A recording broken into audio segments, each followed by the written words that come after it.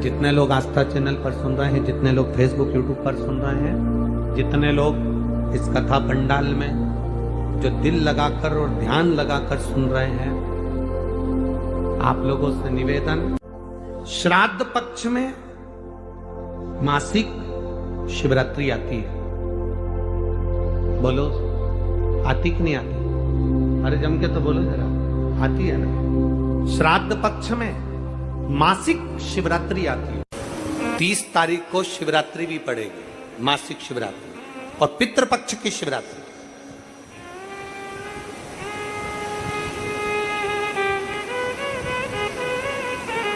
दो चीजें हैं उस दिन।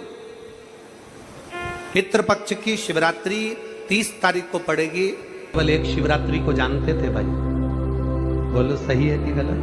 केवल एक शिवरात्रि माघ महीने की जानते थे कि महाशिवरात्रि होती है। शिव महापुराण की कथा धीरे धीरे सुनते सुनते शिवरात्रि के महत्व को लोग जानते। शिव महापुराण की कथा कहती है भाई, श्राद्ध पक्ष में पड़ने वाली शिवरात्रि का स्मरण जरूर करिए। आप लोग भी निवेदन है, प्रयास करना। जितने लोग आस्था चैनल पर सुन रहे हैं, जितने लोग फेसबुक यूट्यूब पर सुन रहे हैं, आप लोगों से निवेदन, प्रयास करना।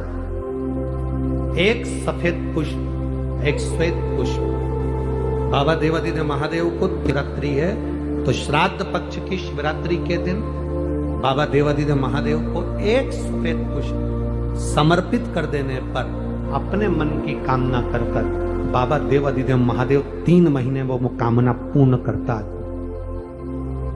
और जिसके यहाँ पर विद्वत जन, ब्राह्मण जन ने कहा हो कि पितृदोष ज्यादा है, या घर में शुभ कार्य नहीं हो रहा, या तकलीफें ज्यादा हो रही हैं, कोई बड़ी बीमारी ने अगर घेर लिया है, कोई बड़ी तकलीफ सामने आ गई हो, तो उनको भी निवेदन करूंगा कि प्रयास करना। तो श्राद्ध पक्ष की शिवरात्रि के दिन बाबा देवादिदेव महादेव को एक सफेद पुष्प समर्पित कर देने पर अपने मन की कामना कर बाबा देवादिदेव महादेव 3 महीने वो कामना पूर्ण करता है। और जिसके यहाँ पर विद्वत जन, ब्राह्मण जन ने कहा हो कि पितृदोष ज्यादा है, या घर में शुभ कार्य नहीं हो रहा, या तकलीफें ज्यादा हो रही हैं, कोई बड़ी बीमारी ने अगर घेर लिया है, कोई बड़ी तकलीफ सामने आ गई हो, तो उनको भी निवेदन करूंगा कि प्रयास करना कि एक सफेद पुष्प अपने हाथ से बाबा देवादिदेव महादेव को समर्पित करना। उसके बाद तुम्हें जो बड़ी बीमारी है उसकी जब शिवरात्रि पर आप समर्पित कर दो, 1 महीना पूर्ण हो जाए, अगले महीने की शिवरात्रि आए, श्राद्ध पक्ष की शिवरात्रि जाएगी अक्टूबर की, फिर अगले महीने की जब शिवरात्रि आए तो उसके पहले आपकी जो बीमारी है उसकी एक बार जांच कराना। बाबा देवादिदेव महादेव उस बीमारी को समाप्त जरूर। शिव महापुराण की कथा कहती है, श्राद्ध पक्ष में पड़ने वाला प्रदोष का व्रत किसी भी दिन पड़े, चाहे सोम हो, मंगल हो, बुध हो, गुरु हो, शुक्र हो, शनि हो, कोई से भी दिन पड़े, जो प्रदोष काल के समय 3 कलश में दूध लेकर उसमें काली तिल डालकर, जौ डालकर, और उसमें थोड़ा सा डाब डालकर, डाब मतलब कुसा डालकर पीपल, बड़ और बेलपत्री के पेड़ के नीचे चढ़ा देता है, उसके घर में कभी संपदा की कमी नहीं होती महाराज। लक्ष्मी कभी समाप्त नहीं हो सकती। दुकान, व्यापार, व्यवसाय, फैक्ट्री, कुछ भी अगर खड्डे में भी जा रही है तो उबर जाती है। श्राद्ध पक्ष के प्रदोष का इतना महत्व होता है, पर प्रदोष काल में ही चढ़ेगा, शाम के समय प्रदोष काल। पीपल के नीचे, बट वृक्ष के नीचे, बड़ के पेड़ के नीचे, बेलपत्री के नीचे घी का दिया लगाकर आप दूध समर्पित करो। स्टील के पात्र में थोड़ा सा दूध लेकर कटोरी में ले जाओ, अगर पात्र भरकर नहीं ले जा सकते तो कटोरी पर ले समर्पित। शिव का सबसे प्रिय अगर कोई व्रत है तो प्रदोष का ही व्रत है। शंकर को राजी है वो व्रत। क्या शिव और पार्वती का दोनों का मिलन का व्रत है, भगवान शंकर के मिलन का व्रत। पीपल के वृक्ष के नीचे पितरों की शांति है तो कितने चावल के दाने चढ़ते हैं। अगर कोई ब्राह्मण ने कह दिया तुम्हारे यहाँ पितृ दोष है, 1 रुपया कमाते हो, 1.25 रुपये खर्च होता है, तुम्हारे पास में पैसा टिकता नहीं, तुम्हारे यहाँ पितरों का दोष है, तो तुम एक चावल का दाना अगर आप कहे कि पीपल के वृक्ष के नीचे दिया लगाओ, पीपल के वृक्ष के नीचे आप जल चढ़ाओ, या महादेव के मंदिर में 1 लोटा जल चढ़ाओ, तो हम कहते हैं ना कि प्रदोष के दिन बेलपत्री का वृक्ष, पीपल का वृक्ष, आंवले का वृक्ष, बड़ का वृक्ष या शंकर का शिवालय, फिर से सुन लेना, पीपल का वृक्ष, बेलपत्र का वृक्ष, आंवले का वृक्ष, बट का वृक्ष या फिर शंकर का, जम के बोलो, शिवालय। शिवालय का मतलब शंकर का मंदिर या शिव। प्रदोष के दिन अगर आपको लग रहा है कि हमारे यहाँ पितृदोष है, बहुत तकलीफ चल रही है, बहुत कोई ने कहा पितृदोष है, कोई कह रहा है पितरों का, तुम्हारे यहाँ ये तकलीफ है, पितरों की ये तकलीफ है, पितरों की वो तकलीफ है, पितरों की ये तकलीफ है, बार बार अगर कोई कह रहा है तो फिर आपको उसमें स्मरण करना पड़ेगा कि हम चावल के कितने दाने भगवान शंकर को समर्पित कर दें कि भोलेनाथ हमारे पितरों को तृप्त कर दें। हम तृप्त नहीं करेंगे, हमारी सामर्थ्यता नहीं है कि हम पितरों को तृप्त कर सकें। आप में से कोई है जो पितरों को तृप्त कर सकता है? संसार में कोई नहीं जन्मा जो अपने पितरों को, अपने पूर्वजों को तृप्त कर दे। गया जी का पिंडदान कर लो, तर्पण कर लो, तिलांजलि दे दो, घर में ब्राह्मण भोज करा दो, साधु भोज करा दो, संत भोज करा दो, तुम दुनिया भर का सारा 50 काम कर लो, उसके बाद भी तुम पत्रिका किसी को दिखाओगे तो वो भी कह देगा तुम्हारे यहाँ, फिर वापिस कहेगा कि पितृ दोष है। अब तुमने अभी इतना अनुष्ठान करा, इतना पिंडदान करा, इतना तर्पण करा, इतनी तिलांजलि करी, इतना सब कुछ करा, इसके बाद वापिस पितृदोष आ गया, फिर वापिस पितृदोष। क्यों? दुनिया में ऐसा कोई नहीं जन्मा जो अपने पितरों को तृप्त कर। आप अपने घर के लोगों को तृप्त नहीं करते, जो जिंदा हैं वो उनको बोलो री भाई, जीजियो सही है कि गलत है? जो जिंदा हैं, माँ बाप अपने बेटे के लिए कितना भी कर ले, कितना भी, आखिरी में एक दिन बेटा कह देता तुमने हमारे लिए क्या किया। बहू के लिए कितना कर लो, आखिरी में बहू कह देगी वो तो जेठानी को ज्यादा करती है, देवरानी को ज्यादा करती है, हमको करती है, अपनी ननद को ज्यादा करती है, बेटी को ज्यादा करती है, बेटी को लगता है कि बहू को ज्यादा करती है, दामाद को लगता है बेटी को ज्यादा करती है, नाती पंती सबको कितना भी कर लो, तुम अपने अड़ोसी पड़ोसी तुम्हारे रिश्तेदारों को तुम कितना भी दे लो, कितना भी कर लो, पर जब ये तृप्त नहीं हुए तो वो बोलो तो कैसे हो जाएंगे?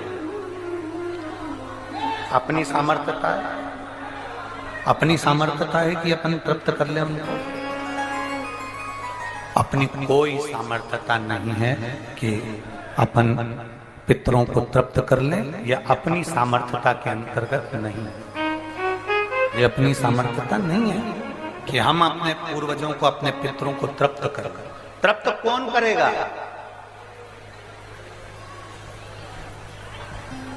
जिनकी शरण में पितृ है, वास्तु के देवता भगवान शंकर, काल सर्प दोष के देवता भगवान शंकर, जितने दोष होते हैं पितृ दोष के देवता भगवान शंकर, तो हम तृप्त नहीं कर सकते। अगर इनको तृप्त करेंगे तो देव अधिदेव महादेव करेंगे। आप 7 चावल के दाने, या तो पीपल, बेलपत्र, आंवला, बटवृक्ष या फिर शिवालय, प्रदोष के दिन 7 चावल के दाने आप इन जगह में से कहीं पर भी अगर आप समर्पित कर देते हैं तो उसके बाद आप जो जिंदगी जी रहे हैं और 3 महीने फिर आप अंदाजा लगा कर देखना कि आपने जो 7 चावल के दाने इन स्थान पर अगर आपने समर्पित करे तो उसका फल पितरों को मिला कि नहीं मिला, और उसका फल हमें प्राप्त हुआ क्या। ये वो स्थान है जहां प्रदोष के दिन 7 अक्षत चावल का दाना भी हमारे पितरों को, पूर्वजों को तृप्त कर देता है। कौन कौन सा स्थान वापिस बोलेंगे सभी लोग? पहला पीपल, दूसरा बेलपत्र, तीसरा आंवला, चौथा बटवृक्ष और 5वां शिवालय, शंकर भगवान का स्थान। अब इसको समझना आपके ऊपर निर्भर है। समर्पित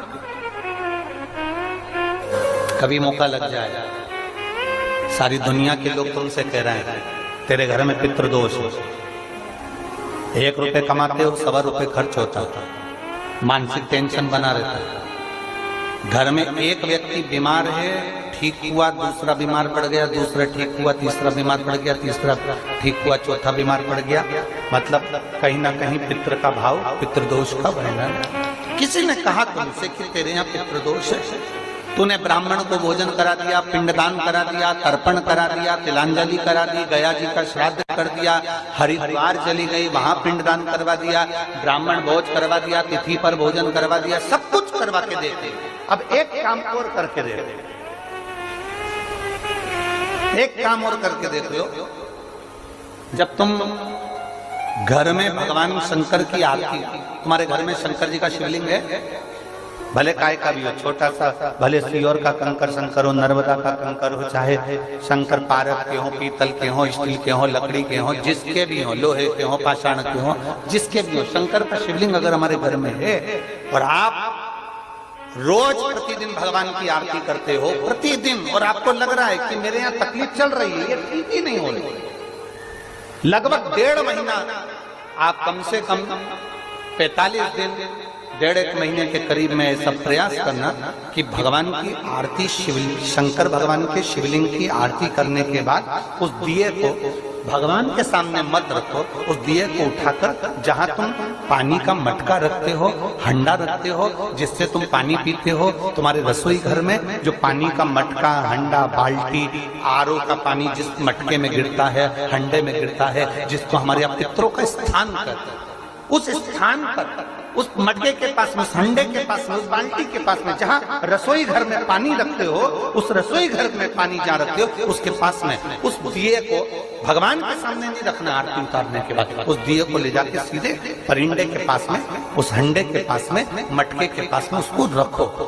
केवल 1.5 महीना कर देखना। 1.5 महीने के बाद तुम्हें मालूम पड़ेगा कि हम वापिस उन्नति की सीढ़ी पर चढ़ना प्रारंभ करती है, हमें फल मिलना चाहिए। अब तुम्हें ना कहीं जाना है, ना कहीं आना है, ना कोई खर्चा है। खर्चा है क्या?